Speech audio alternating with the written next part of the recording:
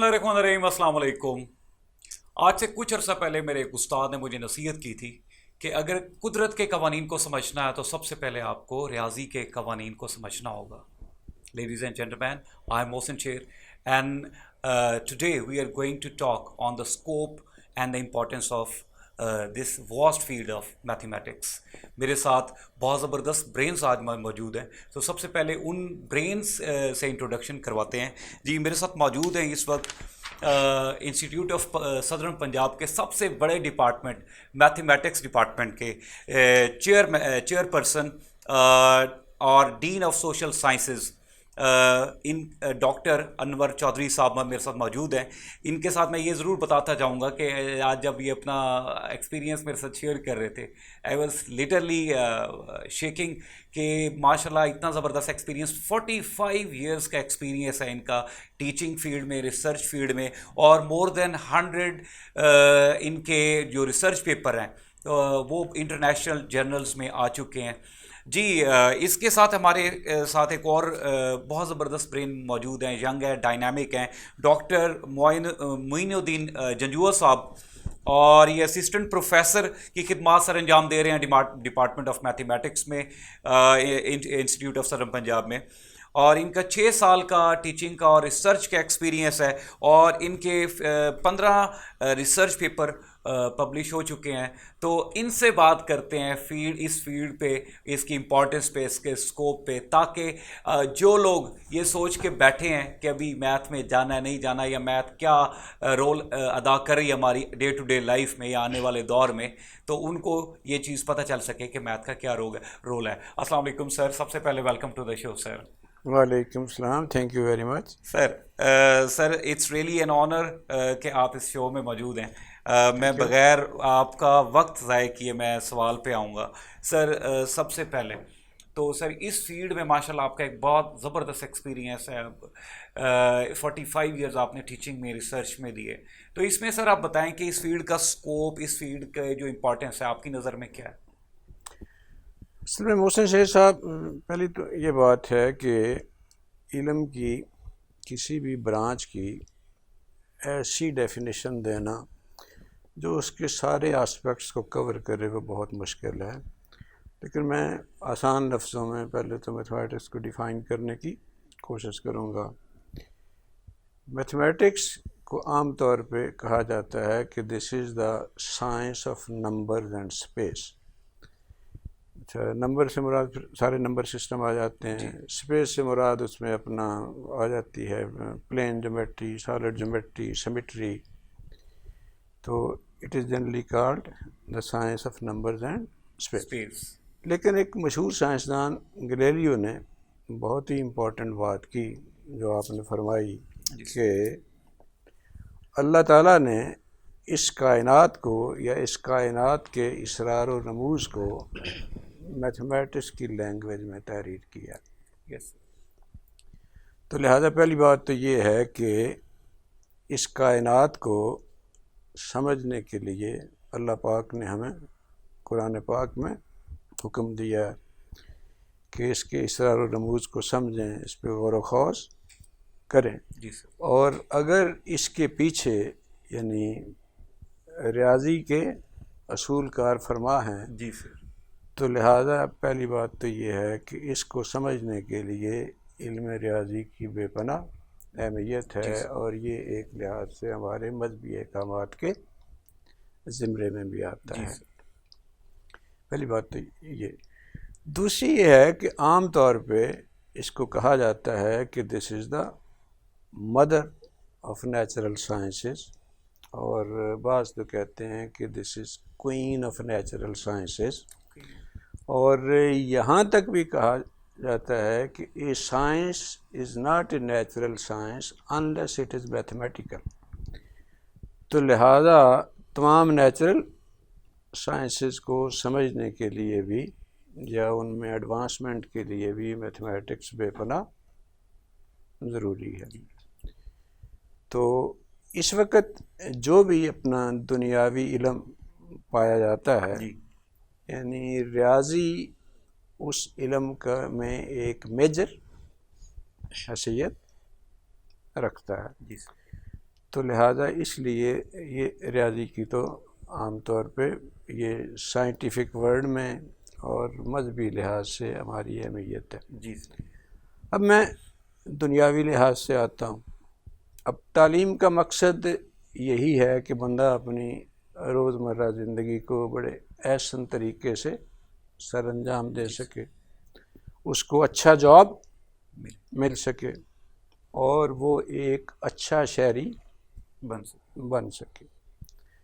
अच्छा, ये इन तीनों चीज़ों में मैथमेटिक्स की बेपनाह ज़रूरत है। सबसे पहले तो मैं ये आता हूँ कि जी ये हमारे एवरीडे लाइफ में इसकी क्या अहमियत है। ज़रा आप गौर फरमाएं कि अगर किसी मुआशरे में वो नंबर से नाआशना है तो उस मुआशरे की क्या हैसियत होगी। जिस घर के मालिक को ये पता ना हो कि उसके घर के कितने कमरे हैं, उसके घर के कितने अफराद हैं, उसमें कितने बाथरूम हैं, उसने किस कमरे में किसको एडजस्ट करना है, या खातून खाना को ये पता ना हो कि उसने जो खाना पकाना है उसमें अपना जो उसके अज्जाए तरकीबी हैं उसकी मिकदार क्या होगी। किसी उस्ताद को ये पता ना हो कि उसके क्लासरूम में कितने स्टूडेंट हैं, उसने इम्तहान लिया है, उनकी ग्रेडिंग जो है वो किस तरीके से करनी है। किसी बैंक मैनेजर को ये पता ना हो कि आज उसके डिपॉजिट्स कितने थे और आज उसने कितनी अमाउंट जो है वो डिसबर्स की है। चलो, अब आते हैं कि किसी डैम बनाने वाले को बिलफर्ज ये पता ना हो कि उसके डैम की लोकेशन क्या होगी, वहाँ दरिया या पानी किस रफ्तार से बह रहा है और उसने उस डैम का स्ट्रक्चर जो है वो किस तरीके का रखना है। तो अब आप अच्छा किसी फ़र्ज़ किया कि इंश्योरेंस मैनेजर को ये पता ना हो कि वो जो पॉलिसी दे रहा है उसमें रिस्क कितना इन्वॉल्व होगा, तो आप इस पे ख़ुद गौर फरमा लें कि क्या वो मुआशरा रोज़मर्रा के मामूलात जो हैं उनको अहसन तरीके से अंजाम दे सकेगा। तो लिहाजा नतीजा ये निकला कि एक तो कायनात के इसरार और रमूज़ को समझने के लिए रियाजी की ज़रूरत है, रोज़मर्रा के मामूलात को यानी ऐसन तरीके से सरअंजाम देने की ज़रूरत है। अब मैं आता हूँ कि बंदे का दूसरा जो सिलसिला होता है रोज़गार का। तो मैं देख रहा था, मैंने एक अमेरिकन सेंसस देखा, तो उसमें ये था कि वो जॉब्स जिनमें मैथमेटिकल स्किल्स यूज़ होती हैं वो बहुत बेहतर पेड हैं उन जॉब्स की निस्बत जिनमें मैथमेटिकल स्किल्स यूज़ नहीं होती। ठीक हो गया। अच्छा, अब तीसरी बात ये रह गई कि जॉब का मिलना। अब अगर आप ख़ुद माशाल्लाह जानते हैं कि इस वक्त जो जॉब्स मार्केट में इन अबंडेंस अवेलेबल हैं, जी सर, वो या तो कंप्यूटर रिलेटेड हैं या आईटी रिलेटेड हैं या बैंक से रिलेटेड हैं या ये एजुकेशन से रिलेटेड हैं या इंजीनियरिंग से रिलेटेड हैं। इन सब के लिए बेपनाह एडवांस लेवल की मैथमेटिकल स्किल्स होना ज़रूरी चाहिए। लिहाजा वो तालिब इल्म जो मैथमेटिक्स पढ़ेंगे उनके लिए जॉब का ढूंढना एक तो बहुत आसान है और एक अच्छी सैलरी पे जाना भी उनके लिए मुमकिन होगा। अच्छा, तीसरी बात कि मैथमेटिक्स के अंदर एक अपनी हिडन सच्चाई और ब्यूटी है। जी सर। फर्ज किया मैं आपको एक दो मिसालें देता हूँ कि इसकी सच्चाई इस हद तक मुसल्लमा है कि दो लाइनें जो हैं प्लेन में जी सर। वो या तो पैरेलल होंगी या वो एक ही पॉइंट पे जी सर। इंटरसेक्ट करेंगे। जी सर। अच्छा, जैसे मैंने कहा कि मैथमेटिक्स के अंदर एक अपनी हिडन सच्चाई और ब्यूटी मौजूद है, लिहाजा मैथमेटिक्स को इस लिहाज से देखना कि जी इसका कोई फ़ायदा होगा या नहीं होगा वो अलहदा बात है। इसको इटसेल्फ अपनी हैसियत में भी पढ़ना बेपना ज़रूरी है, क्योंकि इसके रिज़ल्ट के अंदर एक बेपना अल्टीमेट सच्चाई पाई जाती है। जी सर। जी डॉक्टर मोइन साहब, आप इस पे अपनी Thank you, remarks जरूर add thank you. I am first of all, I would like to thank ISP Studio to give me opportunity to talk my talk here. जैसा कि सर ने बताया है कि मैथमेटिक्स जो है वो हर शोबा में, हर कैरियर में जो है वो यूज़ होता है, और मैं इसमें कुछ ऐड करूँगा कि जो हम मैथमेटिक्स हाई स्कूल लेवल में बच्चों को पढ़ाते हैं वो उनको हर शोबे में, हर कैरियर में, हर जॉब में वो वहाँ पे वो मैथमेटिकल स्किल्स को वो यूज़ करते हैं। Yes. अब वो स्किल्स कौन से होते हैं? वो हैं क्रिटिकल थिंकिंग, लॉजिकल थिंकिंग, और communication skills, logical reasoning, problem solving, decision making, और टीम वर्क है, इंडिपेंडेंस है, ठीक है जी, टाइम मैनेजमेंट है। ये सारे स्किल्स वो डिफरेंट फील्ड्स में, डिफरेंट जॉब में वो यूज़ कर रहे होते हैं। इस तरह से लोग कहते हैं कि जी मैथमेटिक्स की जॉब जो है, ये आमतौर पे लोगों की थिंकिंग है कि ये जस्ट एकेडेमिया में जो है वो मैथमेटिशियन जो है वो एकेडेमिया में वर्क करते हैं, जस्ट टीचिंग में। तो इसके अलावा भी there are many other fields in which mathematicians work, which are astronomy, okay, astronomy है, ट्रैफिक, एयर ट्रैफिक कंट्रोलिंग है, डाटा साइंस है, फोरेंसिक साइंस है, क्लाइमेट स्टडी है, रोबोटिक्स है, एनिमेटेड फिल्म्स है, बिजनेस है, even in national security, in all these fields mathematicians are working. जी। So we cannot say that mathematicians are only working in academia. ऐसे ही है sir. Sir ये बिल्कुल आप सही कह रहे हैं कि ये फील्ड ऐसी है कि इस पे बोलें तो महीनों बंदा बात कर सकता है, और आप जैसा बंदा माशाल्लाह जो कि 4 डेकेड्स प्लस का एक्सपीरियंस रख के बैठा हुआ है माशाल्लाह, तो उनके आपने अपनी तरफ से एक बड़े आसान अल्फाज में समझाने की कोशिश की, और आई मस्ट से कि जो लोग ये प्रोग्राम देख रहे हैं उनको इस चीज़ की अहमियत समझ भी आ गई होगी। अभी भी और भी बहुत से गेस्ट हैं, हम उनसे पैनल डिस्कशन करेंगे, लेकिन ब्रेक पे जाना भी ज़रूरी है, तो मिलते हैं छोटी सी ब्रेक के बाद।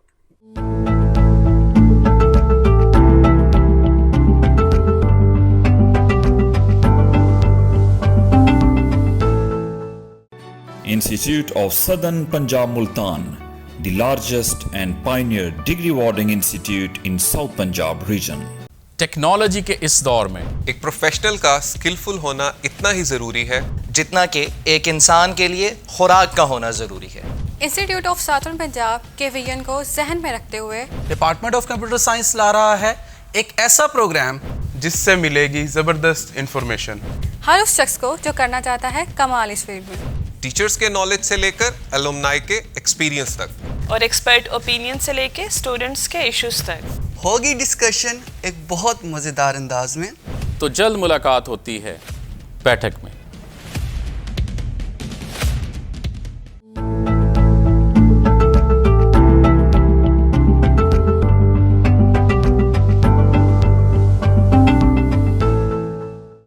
वेलकम बैक नाजरीन। As we all know that कि आज हमारे पास Institute of Southern Punjab Multan में डिपार्टमेंट ऑफ मैथमेटिक्स के ज़बरदस्त ब्रेन्स मौजूद है, और आज हम मैथ के फील्ड के स्कोप और इसकी इंपॉर्टेंस पे बात कर रहे हैं। आफ्टर ब्रेक हमें 2 और ज़बरदस्त ब्रेन्स ने ज्वाइन किया है, इनका मैं सबसे पहले इंट्रोडक्शन करवाता चलूँ। हमारे साथ मौजूद हैं डॉक्टर मोहम्मद नईम साहब, ये एसोसिएट प्रोफेसर हैं और इनका 10 साल का टीचिंग और रिसर्च का एक्सपीरियंस है। 40 पब्लिकेशन इनकी आ चुकी हैं, और इनकी जो एक्सपर्ट फील्ड है वो अलजेब्रा है। इसके साथ एक और गेस्ट है हमारे साथ, डॉक्टर अब्दुल कदीर बेग साहब, एसोसिएट प्रोफेसर के तौर पे डिपार्टमेंट ऑफ मैथमेटिक्स ISP में अपनी खिदमात सर अंजाम दे रहे हैं। इनका 10 साल का टीचिंग और रिसर्च का एक्सपीरियंस है, और माशाल्लाह 120 publications reputed journals, international journals में इनकी आ चुकी हैं। और इनकी जो स्पेसिफिक जो फील्ड है वो ग्राफ थ्योरी है, हम इन पे सबसे पहले तो सर आपको welcome to the show sir. Sir इस पे मैं आपसे बात करूंगा सर। डॉक्टर साहब, आप अपनी सब फील्ड पे व्यूअर्स को बताएं कि अलजबरा क्या है, इसकी बेस कहाँ से स्टार्ट हुई और इसकी आजकल एप्लीकेबिलिटी कैसे कैसे हो सकती है। हाँ जी, बिस्मिल्लाहिर्रहमानिर्रहीम। फर्स्ट ऑफ ऑल तो थैंक यू कि आपने इतना अच्छा इंट्रोडक्शन दिया। और अलजबरा की जो हिस्ट्री है पहले उसके ऊपर थोड़ी सी बात कर लेते हैं। जी सर। और बाद में इसकी जो इम्पोर्टेंस है हिस्टोरिकल पॉइंट ऑफ व्यू के लिहाज से भी इसकी बहुत ज़्यादा इम्पोर्टेंस है, और इसकी पहले हिस्ट्री और बाद में इसकी इम्पोर्टेंस को ज़्यादा हम लोग डिस्कस कर लेंगे। तो बेसिकली जो अलजबरा है ये जो स्टार्ट होता है, या इसका जो वर्ड जो हमें मिलता है, अलजबरा का जो वर्ड है वो एक मुस्लिम साइंटिस्ट थे अल-ख्वारिज़मी। 9th सेंचुरी में उन्होंने एक बुक लिखी थी, उसमें उन्होंने अलजबर का वर्ड यूज़ किया। ये अरबिक वर्ड है जी। तो यहाँ से उन्होंने जो बुक लिखी, उस बुक से इसका एक किस्म का समझे कि आगाज़ होता है इस वर्ड को यूज़ करना। ओके। तो बेसिकली उसमें उन्होंने किया क्या था, उन्होंने ये जो इक्वेशंस होती हैं लीनियर इक्वेशन आप ये समझ लें कि जैसे एक x है और plus something is equal to something, ये एक इक्वेशन है। तो इस टाइप की जो इक्वेशंस हैं एक वेरिएबल में या दो वेरिएबल में, तो ये इनको हम लोग लीनियर इक्वेशंस कहते हैं। फिर उन्होंने फर्स्ट लीनियर इक्वेशंस और जो 2 डिग्री की जो इक्वेशन थी वो उन्होंने वहाँ पे डिस्कस की, और लोग इन्हें जो है वो फादर ऑफ अलजबरा भी कहते हैं। लेकिन ये थ्योरी जो है ये यहाँ से स्टार्ट नहीं होती। ये थ्योरी असल में बेसिकली स्टार्ट हो जाती है तकरीबन 2000 साल पहले बिफोर क्राइस्ट। इतनी पुरानी थ्योरी है ये, 4000 साल की तकरीबन ये थ्योरी अब जो है ये इसकी अलजबरा की ये थ्योरी है। बहुत इंटरेस्टिंग है। तो इसका जो हमें सबसे पहले जो हिस्ट्री में जो हमें चीज़ें मिलती हैं वो इजिप्शियन में और बेबीलोनियन जो मैथमेटिशियंस थे 1800 साल पहले बिफोर क्राइस्ट, वहाँ पे इसकी हमें लीनियर इक्वेशन की जो हिस्ट्री है वो मिलती है। तो वहाँ से आगे हम लोग जो अगर तीसरी सेंचुरी में आती हैं ईस्वी में, तो वहाँ पे हमें फिर डेफोंटाइन मिलता है। डेफोंटाइन में ने बहुत ज़्यादा इस पे ऊपर काम किया। दैन इंडिया वाले लोग थे, इंडिया के जो मैथमेटिशियन थे उन्होंने इसके ऊपर बहुत ज़्यादा काम किया। उसमें ब्रह्मा गुप्ता का नाम मिलता है 7th सेंचुरी में, 6th सेंचुरी में उसने भी फर्स्ट डिग्री और 2nd डिग्री इक्वेशंस के ऊपर काम किया। दैन उसके बाद ये जब 9th सेंचुरी में वो जो मुस्लिम साइंटिस्ट हैं ख्वारिज़मी, उनका जो काम आता है, उसके बाद इनका जो रिसर्च वर्क होता है ये यूरोप ट्रांसफ़र होता है। यूरोप के लोग इसके ऊपर जो है वो काम करना शुरू कर देते हैं 13th 14th सेंचुरी में। फर्स्ट जो लीनियर इक्वेशन अगर कहें और 2 डिग्री इक्वेशन कहें तो उनको इनके सॉल्यूशन तकरीबन पता थे, लेकिन क्यूबिक इक्वेशन जो थी वो बड़ी इंटरेस्टिंग है कि उसके इतने जनरल सॉल्यूशन उनको नहीं था उनके पास। तो वहाँ पे बल्कि बाकायदा मुकाबले होते थे 16th और 15th सेंचुरी में कि एक क्यूबिक अगर इक्वेशन है, क्यूबिक इक्वेशन मतलब 3 डिग्री की इक्वेशन है, x² + b = x is equal to something. तो मुकाबले होते थे कि जो पहले सॉल्व कर लेगा, जो साइंटिस्ट होता था उसे बल्कि इनाम भी मिलता होता था। इस तरह के मुकाबले होते थे। बहरहाल ये सिलसिला चलता रहा, ठीक है। और फिर इटालियन लोग थे, उन्होंने इसके ऊपर काम किया। इटालियन एक मैथमेटिशियन थे कार्डानो, उन्होंने 16th सेंचुरी में एक बुक लिखी। वो बड़ी सिस्टमेटिक बुक थी इस सारी चीज़ के ऊपर। फर्स्ट जो डिग्री इक्वेशन, 2nd और 3rd डिग्री इक्वेशंस के ऊपर उसने काफ़ी सिस्टमेटिकली काम किया। इवन जो क्वाड्रेटिक इक्वेशंस थी वहाँ पे भी उसने उसके ऊपर काम किया। दैन ये सिलसिला चलता रहता है 17th सेंचुरी तक। ये सिलसिला चलता रहता है कि जो भी जहाँ से असल में जो मॉडर्न अलजबरा का जो स्टार्ट होता है वो एक किस्म का आप समझें कि ये 17th सेंचुरी में उसके रिलेटेड क्वेश्चन जो होते हैं वो स्टार्ट होने शुरू हो जाते हैं, ठीक है। तो क्वेश्चन क्या थे कि जो 5 या 5 से हायर ऑर्डर की जो इक्वेशंस होती हैं इनके रेडिकल सोल्यूशन जो हैं वो नहीं मिल रहे थे लोगों को। रेडिकल सोल्यूशन भी ये जो हम अरिथमेटिकल कहते हैं, प्लस माइनस डिवीजन, और ये जो स्क्वायर रूट लेते हैं इसका आपको पता ही होगा कि स्क्वायर रूट क्या है। तो इनसे इनके जो सॉल्यूशंस हैं वो पॉसिबल लोगों को नहीं मिल रहे थे, ठीक है। फिर ये क्वेश्चन स्टार्ट हुआ कि क्या ये पॉसिबल है या नहीं पॉसिबल, ठीक है। क्या इनके हम लोग इस तरह के solution, radical solution find out कर सकते हैं या नहीं कर सकते। Then in the 17th century में ये एक मैथमेटिशियंस होते हैं, वो कुछ प्रॉब्लम जो प्रपोज करते हैं, ठीक है। प्रॉब्लम ये प्रपोज करते हैं कि क्या हम लोग इस तरह के सॉल्यूशन फाइंड आउट कर सकते हैं या नहीं कर सकते, इज़ इट पॉसिबल और नॉट। क्या और क्या कौन से नंबर्स होंगे जो उनके सॉल्यूशंस होंगे, ठीक है, और क्या कंडीशंस हो सकती हैं कि जो इक्वेशंस हैं वो इस तरह से सॉल्वेबल हो सकें या ना हो सकें, ठीक है।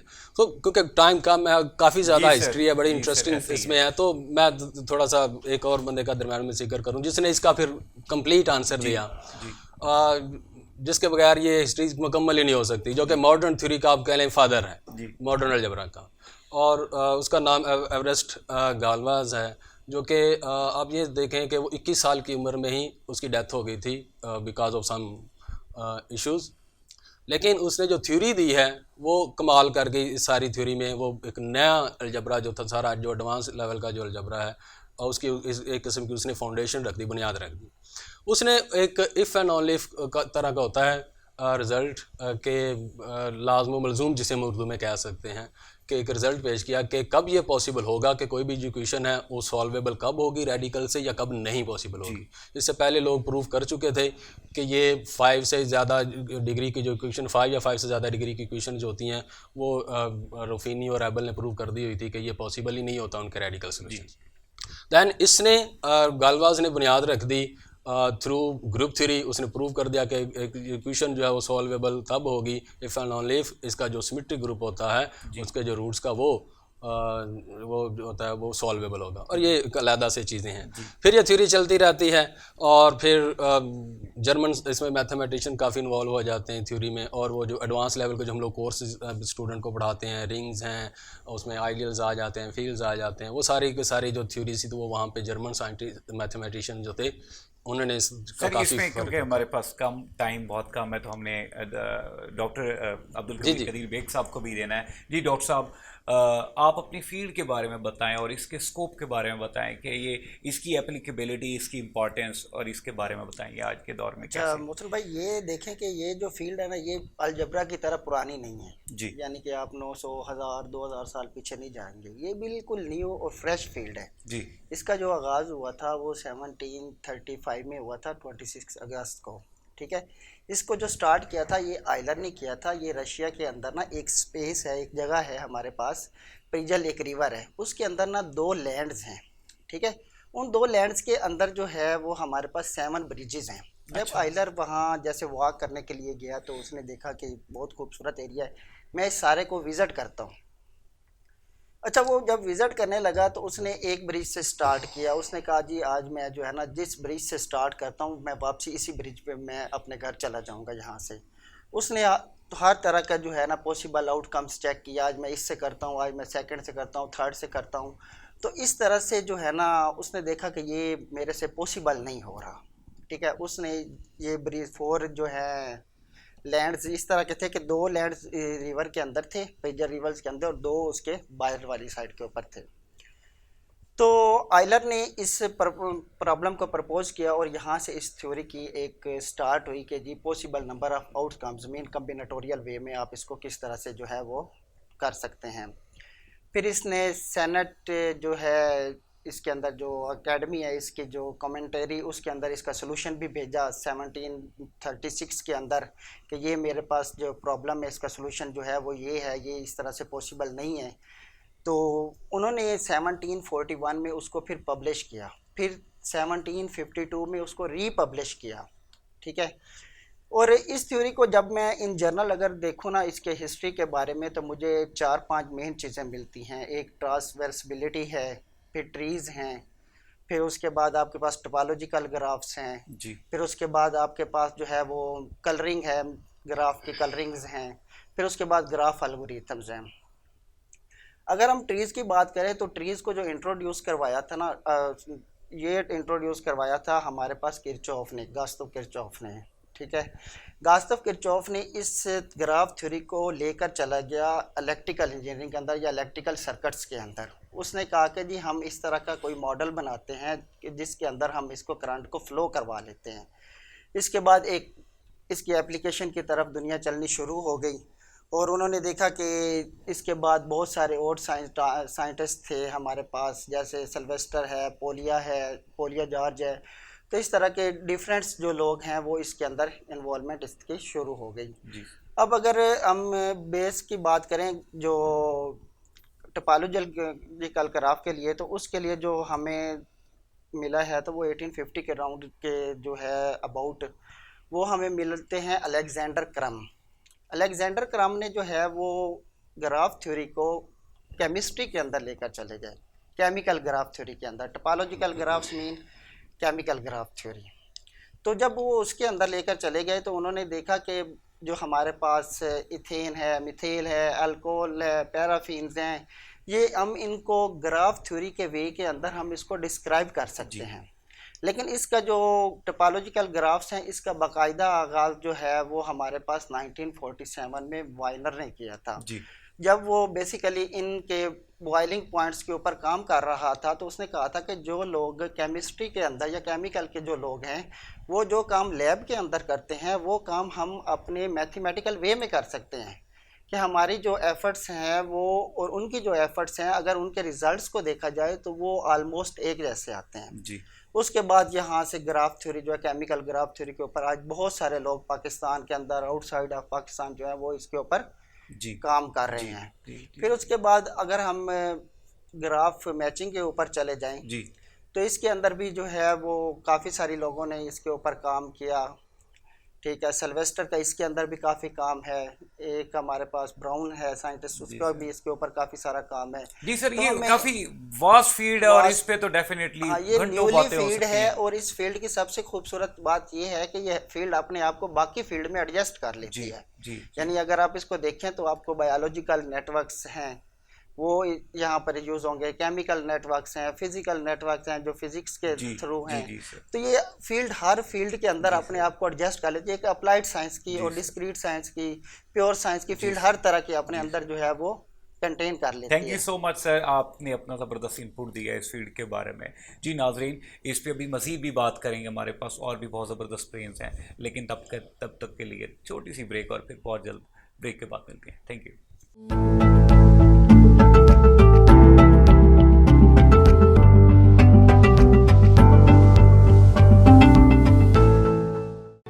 Institute of Southern Punjab Multan, the largest and pioneer degree awarding institute in South Punjab region.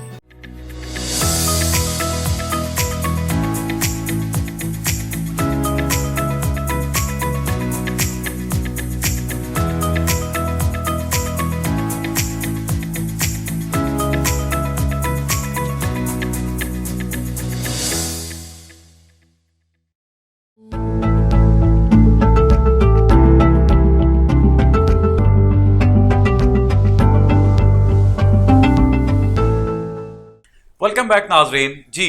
तो जैसे कि हम इस वक्त मैथ के स्कोप के पे बात कर रहे थे, हमारे पास एक और ज़बरदस्त पैनल में हमें ज्वाइन किया है, दो और ज़बरदस्त ब्रेन्स ने जो institute of Southern Punjab Multan में अपनी खिदमत सर अंजाम दे रहे हैं जी। हमारे साथ इस वक्त मौजूद हैं डॉक्टर अयाज़ अली जो कि एसोसिएट प्रोफेसर हैं और इसके साथ साथ उनका 19 साल का माशाल्लाह बहुत ज़बरदस्त एक्सपीरियंस है, बड़ा वास्ट एक्सपीरियंस है। 27 रिसर्च पेपर इनके पब्लिश हो चुके हैं अब तक। इनके साथ हमारे साथ मौजूद हैं female teacher miss Hina Bashir जो कि एम फिल किया हुआ है जिन्होंने national university of science and technology Islamabad से, और अभी इनका पीएचडी कंटिन्यू है और इनका 5 साल का एक्सपीरियंस है और अब तक इनके 3 पेपर्स भी पब्लिश हो चुके हैं। सबसे पहले तो मैं सर आपको both of you sir welcome to the show. Sir इसमें आप अपनी फील्ड के बारे में बताएं और उसकी एप्लीकेबिलिटी और उसके बारे में थोड़ा बताएं हमारे नाज़रीन को। थैंक यू मोहसिन साहब, आपने चांस दिया यहाँ बोलने का जी। तो मेरा जो फील्ड है वो पार्शियल डिफरेंशियल इक्वेशन और डिफरेंशियल इक्वेशन से रिलेटेड है जी। तो बेसिकली ये जो है इसे हम अगर थोड़ा सा इसका इंट्रोडक्शन में कहें कि it is a matter of fact that most of the physical phenomena that generate in mathematical physics and engineering fields can be solved by partial differential equation. इसी तरह हमारे पास इकोलॉजी में हमारे पास पॉपुलेशन मॉडल्स जो हैं वो भी जो हैं हमारे पास वो गवर्न होते हैं बाय पार्शियल डिफरेंशियल इक्वेशन, यानी पार्शियल डिफरेंशियल इक्वेशन से हम उनको सॉल्व कर सकते हैं। तो in most of the physical phenomena just like हमारे पास फ्लूइड मैकेनिक्स है, क्वांटम मैकेनिक्स है और सॉलिड मैकेनिक्स है, सॉलिड स्टेट ऑफ फिज़िक्स है, और बायो इन्फॉर्मेटिक्स है, बायोफिज़िक्स है, और हमारे पास बायो साइंसेस हैं। तो ये बहुत सारे जो फील्ड्स हैं, इन सब के जो हमारे पास लिंक्स बनते हैं या इनको कंट्रोल करते हैं हम, पार्शियल डिफरेंशियल इक्वेशन से कंट्रोल किया जा सकता है। तो इससे ये पता चला कि जो पार्शियल डिफरेंशियल इक्वेशन है वो हमारे पास एक बड़ा ही यूज़फुल टूल है for describing natural phenomenas in science and applied sciences and engineering fields में। होता एक्चुअली यूँ है कि हम जब किसी फिज़िकल फिनोमिना को सॉल्व करते हैं तो सबसे पहले उसका हम मैथमेटिकल मॉडल बनाते हैं जी। उस मैथमेटिकल मॉडल को सॉल्व करने के लिए हमारे पास दो मेन टेक्निक्स हैं, वैसे तो और बहुत सी हैं, एक न्यूमेरिकल है, एक एनालिटिकल है। तो उससे हम उसका जो है मैथमेटिकल सोल्यूशन फाइंड आउट करते हैं। जब मैथमेटिकल सोल्यूशंस हमारे पास आ जाते हैं तो उससे हम उसके ग्राफ जनरेट करते हैं, और इन ग्राफ की हेल्प से हम जो है वो फिज़िकल फिनोमिना को बहुत अच्छी तरह एक्सप्लेन कर लेते हैं। अब सर इसके इंट्रोडक्शन के बाद इसकी हिस्ट्री, इसके बैकग्राउंड है डिफरेंशियल इक्वेशन का। जहाँ तक इसका बैकग्राउंड का ताल्लुक है तो ये कोई तकरीबन मिड ऑफ 16th सेंचुरी में डिफरेंशियल इक्वेशन का हमें मिलता है कि यहाँ से ये हमारे पास स्टार्ट होती है। और अगर हम इसे लिटरेचर पॉइंट ऑफ व्यू से देखें तो 1670 से लेकर 1950 तक इसमें हमारे पास बड़ी रैपिड डेवलपमेंट है।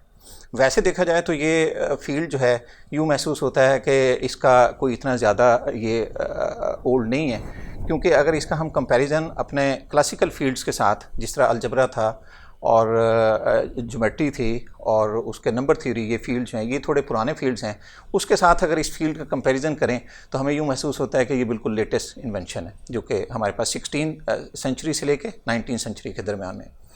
तो with the passage of time sir इसमें इम्प्रूवमेंट होती गई, और इस रैपिड इम्प्रूवमेंट की मेन रीज़न ये थी कि हम इन सारी चीज़ों को अप्लाइड साइंसेस में यूज़ करते हैं, और उसके साथ इंजीनियरिंग के जितने भी फील्ड्स हैं उसके अंदर इसकी एप्लीकेशन बहुत ज़्यादा है। अच्छा, जैसे ही सर उसमें रैपिड डेवलपमेंट होती गई तो हमारे पास नए चैलेंजेस हमारे पास आना शुरू हो गए, और वो नए चैलेंजेस थे वो या तो मैथमेटिकल मॉडलिंग की फॉर्म में आए और सिमुलेशन की फॉर्म में आए, और हमने उन्हें with the passage of time उनको हैंडल करते रहे और उसके साथ साथ उसमें हम इम्प्रूवमेंट लाते रहे। फिर इसके बाद सर मैं एक मॉडल आपके साथ शेयर करना चाहूँगा जो कि कॉमर्स से रिलेटेड है। बेसिकली ऑप्शन प्राइस जो है इसको हैंडल करने के दो मेन मॉडल्स हैं। एक हमारे पास बाइनोमियल मेथड मॉडल है और एक ब्लैक शोल मॉडल। तो ब्लैक शोल मॉडल जो है ये बहुत इंपॉर्टेंट मॉडल है, रिसेंटली जो हमारे पास फाइनेंशियल थ्योरी है मॉडर्न एरा की, उसके अंदर बहुत अहम किरदार अदा करता है। इसमें बेसिकली तीन साइंटिस्ट थे, एक फिशर ब्लैक था, एक मॉर्टन था, और एक जो था वो हमारे पास मॉर्गन शोल था। तो इन तीनों ने इसके अंदर 1973 के अंदर इन्होंने इसमें काम स्टार्ट किया। ये कॉमर्स के अंदर इन्होंने काम स्टार्ट किया, और ये बेसिकली स्टॉक मार्केट और ये ऑप्शन प्राइस के ऊपर इन्होंने इसको डिस्कस करना चाहा। सर ये काम इतना शानदार था और इसमें उन्होंने इतनी अच्छी डेवलपमेंट की कि 1997 में इन्हें नोबेल प्राइज़ मिला। और वो जो नोबेल प्राइज़ मिला उसके बैक पे ये था कि इन लोगों ने कॉमर्स की फील्ड के अंदर इतना अच्छा काम किया कि जो रिमार्केबल था, और उसकी वजह से इन्हें ये हुआ। अच्छा सर, बेसिकली अब है ये कि ये ब्लैक शोल, तो हम मॉडल की बात कर रहे हैं, ये मेरा जो टॉपिक है पीडी का, इसका क्या है? ये जो ब्लैक शोल इक्वेशन है बेसिकली ये एक पार्शियल डिफरेंशियल इक्वेशन। इस पार्शियल डिफरेंशियल इक्वेशन के अंदर ये क्वालिटी है कि ये यूरोपियन कॉल ऑप्शन जो है ये उसको कमांड करता है, ये उसको गवर्न करती है। अच्छा, हुआ ये कि ये जो इक्वेशन थी इससे ब्लैक शोल मॉडल बना। तो ब्लैक शोल मॉडल जो है बेसिकली वो प्राइसिंग मॉडल स्टार्ट में कहलवाया कि ये प्राइसिंग मॉडल है, इसके अंदर हम जो है वो अपनी चीज़ों को, अपने जो स्टॉक्स हैं चीज़ें उनको डिटरमिन करते हैं। तो उसमें ये हुआ कि फ़र्स्ट ऑफ ऑल जो उसकी फेयर प्राइस सॉल्व करने के लिए ब्लैक शोल मॉडल का हमें थोड़ा उससे सपोर्ट लेनी पड़ी।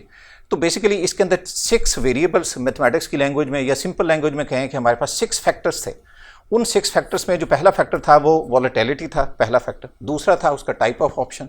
तीसरी बात जो थी वो हमारे पास उसका अंडरलाइंग स्टॉक प्राइस थी। चौथी जो बात थी वो स्ट्राइक प्राइस थी। पांचवी बात जो थी वो टाइम था, और छठी जो बात थी वो रिस्क फ्री रेट था। तो फिर इसके साथ जब इस पे काम हुआ तो उन्होंने फर्दर इस पे काम किया, तो इसके साथ एक और मॉडल बन गया जिसका नाम ब्लैक शोल मॉडल मॉर्टन के नाम से आया। इसमें बेसिकली फेयर प्राइस ऑप्शन के ऊपर उसने बात की। फेयर प्राइस ऑप्शन को जब फाइंड आउट करना था तो ये ब्लैक शोल मॉर्टर मॉडल हमने यूज़ किया। तो इसमें सर ये हुआ कि इसके अंदर भी हमें बेसिकली 6 फैक्टर्स इन्वॉल्व थे, और वो 6 फैक्टर्स जो थे उनमें पहला फैक्टर जो था वो एक एक्सपेक्टेड वॉलेटिलिटी था, दूसरा था एक्सपेक्टेड डिविडेंड्स था, तीसरा फैक्टर जो था उसमें वो हमारे पास टाइम टू एक्सपायरेशन था, चौथा था ऑप्शन स्टॉक प्राइस था, पांचवा स्ट्राइक प्राइस के ऊपर था, और छठा जो था वो expected change in interest rate था। जी। अब इसके साथ जैसे ही फिर इम्प्रूवमेंट हुई, एक और मॉडल हमारे सामने आया जिसका नाम जो था वो स्टैंडर्ड ब्लैक शोल मॉडल था। Standard Black Scholes model basically European option call के लिए यूज़ होता है। तो यूरोपियन ऑप्शन कॉल के लिए इसलिए यूज़ होता है क्योंकि हमारे पास यूएस ऑप्शन कॉल का भी एक ऑप्शन है, वो एक अलहदा थ्योरी है, लेकिन ये यूरोपियन कॉल के लिए हम जो स्टैंडर्ड ब्लैक शोल यूज़ करते हैं। इसका सर सबसे फ़ायदा ये होता है कि इसमें जो उसका जो रेट ऑफ चेंज है ना sir, free rate of change, वो 1 साल के लिए डिटरमिन हो जाता है। उसके 1 साल में डिटरमिन होने का फ़ायदा ये होता है कि उसके जो ट्रेजरी रेट्स उस वक्त के होते हैं वो उसके अंदर हम उन्हें यूटिलाइज़ करते हैं। और इसका एक और जो बेहतरीन इसका जो पॉइंट है जो हम नोट करते हैं वो ये है कि इसका जो चेंज ऑफ इंटरेस्ट रेट है वो ऑलमोस्ट जो है वो फ्रीक्वेंट होता है, यानी एक फ्रीक्वेंट है तो फ्रीक्वेंट के सेंस में वो हम उसे यूज़ कर सकते हैं। और उसका वॉल्यूम जो है वो जो मैग्नीट्यूड में भी वो हमारे पास कुछ ज़रा कम होता है। ठीक। इसके बाद सर इसकी कुछ थोड़ी सी एप्लीकेशन अगर टाइम हो तो मैं आपको बता दूं सर। उसमें इसकी एप्लीकेशन में न्यूटन्स लॉ जो है ऑफ कूलिंग एक हमारे पास डिफरेंशियल इक्वेशन का रूल है। इसकी सर ज़बरदस्त हमारी जो अभी डेली लाइफ के अंदर बात है कि इसमें जो हमारे पास कंप्यूटर्स हैं उन कंप्यूटर्स में ये है कि उसका जो इसकी एप्लीकेशन जो है मैन्युफैक्चर एंड प्रोसेसर्स के ऊपर आती। तो प्रोसेसर के अंदर ये बात है कि उसमें कहते हैं कि इसका जो प्रोसेसर का नॉर्मल जो टेम्परेचर है वो 50 डिग्री सेंटीग्रेड तक होता है, लेकिन वो एंटेल कंपनी ये क्लेम करती है कि अगर आप हमें कहें और आप विलिंग शो करें तो हम इसका टेम्परेचर 50 डिग्री सेंटीग्रेड से 27 डिग्री सेंटीग्रेड के ऊपर ले आएंगे with in half an hour. यानी ये इसकी एप्लीकेशन का सबसे बड़ा फैक्टर है। और इसी के अंदर सर इसी लॉ के अंदर जो दूसरा फैक्टर है वो ये है कि अगर हमने टाइम ऑफ डेथ किसी का कैलकुलेट करना है तो वो ये मॉडल यूज़ करके हम फाइंड आउट कर सकते हैं। फिर तीसरी बात ये है कि ये कंप्यूटर का जो हार्डवेयर है इसको अंडरस्टैंड करने के लिए भी हमें बेसिकली जो है वो डिफरेंशियल इक्वेशन की ज़रूरत होती है। इसके बाद फर्दर जो है इमेज प्रोसेसिंग है। इमेज प्रोसेसिंग में ऐसा है कि उसमें हमारे पास एक होती है नॉन लीनियर डिफ्यूजन इक्वेशन। तो ये जो नॉन लीनियर डिफ्यूजन इक्वेशन है ये बहुत एफिशिएंट होती है इमेज प्रोसेसिंग के मामले में और मशीन विजन के मामले में।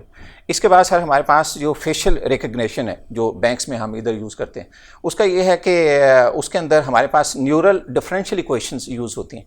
Neural differential equation basically facial recognition में हमें सपोर्ट करती हैं। और इसके अलावा एक और हमारे पास होता है कन्वोल्यूशन न्यूरल नेटवर्क्स। तो ये वाली जो चीज़ है ये भी हमारे फेशियल रिकग्निशन में और हमारा जो है मशीन विजन के अंदर वो हमें काफ़ी ज़्यादा सपोर्ट करती है। इसके अलावा सर मदर लॉज हैं हमारे पास। मदर नेचर में ये है कि कायनात के अंदर जितने हमारे पास फिज़िकल फिनोमिनाज हैं या रियल वर्ल्ड प्रॉब्लम्स हैं उनको सॉल्व करने के लिए हमें बेसिकली पार्शियल डिफरेंशियल इक्वेशन से सपोर्ट लेनी पड़ती है। और उन पार्शियल डिफरेंशियल इक्वेशन में थोड़ी सी अगली बात कि वो non linear partial differential equations हैं जो कि हमें उन प्रॉब्लम्स जो रियल वर्ल्ड प्रॉब्लम्स हैं उन्हें सॉल्व करने के लिए और उनका एनालिसिस करने के लिए और उनकी हकीकत को जानने के लिए कि ये किस वे से काम करती हैं उसमें हमें जो है उससे सपोर्ट लेनी पड़ती। इसके बाद सर हमारे पास जो गेमिंग फीचर्स हैं, गेमिंग फीचर्स में भी बेसिकली जो गेम थ्योरेटिकल मॉडल्स बनाते हैं उसके अंदर भी डिफरेंशियल इक्वेशन का बहुत ज़्यादा यूज़ होता है।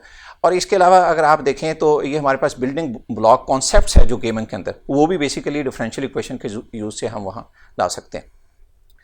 इसके अलावा सर आर्टिफिशियल इंटेलिजेंस है। तो आर्टिफिशियल इंटेलिजेंस जो है ये हमारी जो मेडिकल साइंस है, मेडिकल साइंस के अंदर अगर हम देखें तो इसका बहुत ज़्यादा यूज़ है क्योंकि जो MRI इमेजेस हैं हमारे वो हमारे डिमॉन्स्ट्रेट करते हैं उसकी देयर प्लेट सप्लाइन वगैरह को। तो इस वजह से भी ये उसकी इंपॉर्टेंस हमारे पास बहुत ज़्यादा हो जाती है। फिर उसके अलावा हमारे पास है जी ग्राफिकल इंटरफ्रेंस। तो ग्राफिकल इंटरफेरेंस में हमारे पास ये है कि हम जो डाटा एनालाइज करते हैं और ब्राउजिंग करते हैं हम कंप्यूटर के ऊपर या अपना गूगल के ऊपर, तो उसमें भी हमें ये डिफरेंशियल इक्वेशन जो है हमारी जो है हमें बहुत ज़्यादा सपोर्ट करती है। माशाल्लाह सर, इसका एक स्कोप ही इतना है कि हर फील्ड वॉक ऑफ लाइफ में ये चीज़ एप्लीकेबल है। तकरीबन सर ज़िंदगी के हर फील्ड में ये शॉकिंग वेव्स जो हैं सर, ये भी पार्शियल डिफरेंशियल इक्वेशन की एक टाइप, तो ये शॉकिंग वेव्स हमारी मेडिकल साइंस के अंदर बहुत ज़्यादा इफेक्टिव हैं और बहुत सारे ये किडनी और दूसरे इनके जो ऑपरेशन और चीज़ें हैं वो इसकी हेल्प से हम बहुत इजीली इसको मैनेज कर सकते हैं।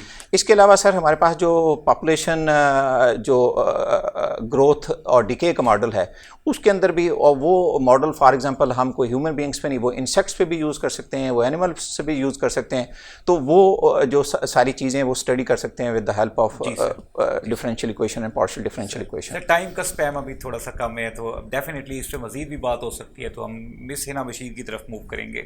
जी मिस हिना बशीर, आपकी जो फील्ड है स्पेसिफिकेशन है वो फ्लूइड मैकेनिक्स है, इस पे थोड़ा बताएं इसकी अहमियत के बारे में। Thank you so much sir. Basically fluid mechanics में हम फ्लूइड्स को डिस्कस कर रहे होते हैं, उसमें हम डिफरेंट फोर्सेस भी अप्लाई करते हैं और उसको हम अंडर डिफरेंट एटमॉस्फेरिक कंडीशंस देते हुए हम फ्लूइड्स को स्टडी कर रहे होते हैं। अब इसमें फ्लूइड्स आपके पास रेस्ट की स्टेट में भी हो सकते हैं और मोशन की स्टेट में भी हो सकते हैं। फ्लूइड्स बेसिकली हैं क्या, जितने भी हमारे all type of liquids and gases, ये तमाम के तमाम हमारे पास क्या है, फ्लूइड्स हैं। अगर हम अपनी डेली लाइफ से बात करें तो हमारे पास वाटर फ्लूइड है, air is a fluid, petrol, diesel, blood, ये सारी चीज़ें क्या हैं, ये फ्लूइड्स हैं। और हमारी ज़िंदगी में सबसे ज़्यादा जो दो फ्लूइड्स रोल प्ले करते हैं उसमें एक वाटर और एक एयर है। हमारी human body almost 65% of water से कंपोस्ट हुई है। और इसके अलावा वाटर इलेक्ट्रिसिटी जनरेट करने के लिए भी यूज़ होता है, उसमें हमें पता है काइनेटिक एंड पोटेंशियल एनर्जी को कंटेन करता है और सारा कुछ। अब ये फ्लूइड्स हमें अगर हम इसकी प्रैक्टिकल एप्लीकेशंस देखें तो हमारे जैसे ऑटोमोबाइल्स हैं, हमारा कोई भी ऑटोमोबाइल ऐसा नहीं है जो फ्लूइड के बगैर ऑपरेट हो सके। तो फ्लूइड उसमें तीन क्रूशल रोल प्ले करता है। एक उसमें पावर जनरेशन का काम करता है, दूसरा फ्लूइड उसमें लुब्रिकेशन का काम करता है और तीसरा फ्लूइड कूलिंग ऑफ इंजन का काम करता है। जैसे हमारी व्हीकल्स हैं, जो गाड़ियाँ वगैरह हम चलाते हैं, इसमें हमारे पास जो पेट्रोल या डीजल हैं ये हमारे बेसिकली उसको पावर देते हैं, पावर जनरेशन का काम करते हैं। और ऑयल जो है वो लुब्रिकेशन का काम कर रहा होता है और वो लुब्रिकेशन हमारे इंजन्स की भी कर रहा होता है, वो हमारे गियर बॉक्सेस की भी कर रहा होता है। इसके साथ साथ जितने भी हमारे मूविंग पार्ट्स होते हैं व्हीकल्स के, उन सब की लुब्रिकेशन के लिए काम कर रहा होता है। इसके अलावा जो वाटर है वो भी फ्लूइड है और वो हमारे इंजन की कूलिंग का काम कर रहा होता है, कूल अप करने के लिए। इसके अलावा हम घरों में रेफ्रिजरेटर्स और ये जो हमारे एसी यूज़ होते हैं, इसमें एक फ्लूइड यूज़ होता है जिसको हम रेफ्रिजरेंट का नाम बोलते हैं। अब वो जो फ्लूइड है, उस फ्लूइड का काम ये होता है कि वो जहाँ भी प्लेस किया जाता है, चाहे वो चिलर के अंदर या एवापोरेटर के अंदर उसे प्लेस किया जाए, तो वो वहाँ से जो गर्म हवा होती है उसको एब्जॉर्व करके एटमॉस्फेयर में फेंक देता है। अब एसी भी हमारे पास यही काम कर रहे होते हैं वो कमरे की गर्म हवा को, उसमें जो रेफ्रिजरेंट फ्लूइड होता है वो उसको एब्जॉर्व करता है और बाहर एयर में फेंक देता है। तो इस वजह से जो हमारे रूम्स होते हैं वो चिल रहते हैं। तो जो रेफ्रिजरेंट है वो बेसिकली फ्लूइड है और ये जो फ्रिज और एसी वगैरह हैं ये उसके ही यूज़ पे डिपेंड कर रहे होते हैं कि उसको हम किस तरह से यूज़ करते हैं। इसके अलावा अगर हम हाइड्रो इलेक्ट्रिक पावर प्लांट्स में बात करें तो हमारे पास बेसिकली जब तक पानी जो है वो हमारे डैम्स में स्टोर होता है तो वो हमारे पास पोटेंशियल एनर्जी को कंटेन करता है, जैसे कि हम सबको पता है। और जब फिर हम इसको जो हमारे यूनिट्स होते हैं, पावर जनरेटिंग यूनिट्स, प्लांट्स, जब हम उसमें से इसको पास करते हैं तो ये हमारे पास इलेक्ट्रिकल एनर्जी में कन्वर्ट हो जाता है। और हाइड्रो इलेक्ट्रिक पावर प्लांट हमारे पास एक मेजर सप्लायर है ऑल ओवर द वर्ल्ड जो हमारे पास पावर को सप्लाई करता है। तो इस तरह से हमारे पास थर्मल पावर प्लांट है, न्यूक्लियर पावर प्लांट्स हैं। ये हमारे पास थर्मल पावर प्लांट भी हमारे पास इलेक्ट्रिसिटी जनरेट करने का काम करता है। तो हमारी डेली लाइफ में बहुत से फ्लूइड्स ऐसे हैं कि जिनको जब जलाया जाता है तो वो बहुत ज़्यादा एनर्जी जो है या हीट जो है वो प्रोड्यूस करते हैं और उस हीट को हम डिफरेंट एप्लीकेशंस के तौर पे यूज़ कर रहे होते हैं, जिसमें हमारे पास पेट्रोल और डीजल है। इसके अलावा ऑयल हमारे पास एक ऐसा फ्लूइड है जो हमारे पास बेसिकली हाइड्रोलिक मशीन्स में यूज़ होता है। हाइड्रोलिक मशीन्स हमारे पास ऐसी मशीन्स हैं जो ऑपरेट होती हैं दो फ्लूइड से, जिसमें एक वाटर है और एक ऑयल है। ज़्यादातर हाइड्रोलिक मशीन्स जो हैं वो हमारे पास ऑयल से ऑपरेट हो रही होती हैं। अब इसमें वो ऑयल जो है वो हमारे पास टेंडेंसी रखता है कि वो बहुत ज़्यादा प्रेशर और फोर्सेस को एग्जर्ट करता है, जिसकी वजह से हम जितने भी हैवी वेट्स होते हैं या हैवी लोड्स होते हैं उनकी अपलिफ्टिंग का काम करते हैं।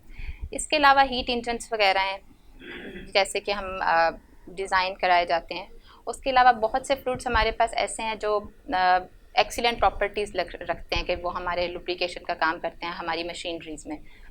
तो इस तरह से इसकी आपको बहुत सारी प्रैक्टिकल एप्लीकेशंस इसके अलावा मिल जाएंगी। वेदर प्रिडिक्शन में न्यूमेरिकली इसका प्रोग्रामिंग करके इसको वेदर प्रिडिक्शन में 1922 में रिचर्डसन ने सबसे पहले एक न्यूमेरिकल मॉडल हमें डिस्क्राइब किया था वेदर प्रिडिक्शन का, जिससे वो किसी एक स्पेसिफिक इलाके की एक टाइम और लोकेशन के वाइज वो बताते हैं कि इसकी अगर फ़िलहाल ये टेम्परेचर है तो फ्यूचर में इसका क्या टेम्परेचर होगा। इसके अलावा मेडिकली भी इसका मैग्नेटिक टारगेटिंग ड्रग जो है उसमें इसको यूज़ किया जाता है, जिससे हम टारगेट करते हैं कि जो हमारा अफेक्टेड एरिया है, हमारी जो मेडिकेशंस हैं वो जस्ट उसी को अफेक्ट करें और हमारे बॉडी के जो दूसरे पार्ट्स हैं जो सही काम कर रहे हैं उस पर वो अफेक्ट ना हो। इस तरह से इसकी मेडिकली भी बहुत सारी एप्लीकेशंस हैं। जी, थैंक यू सो मच। आपने बहुत ज़बरदस्त इंसाइट्स शेयर की।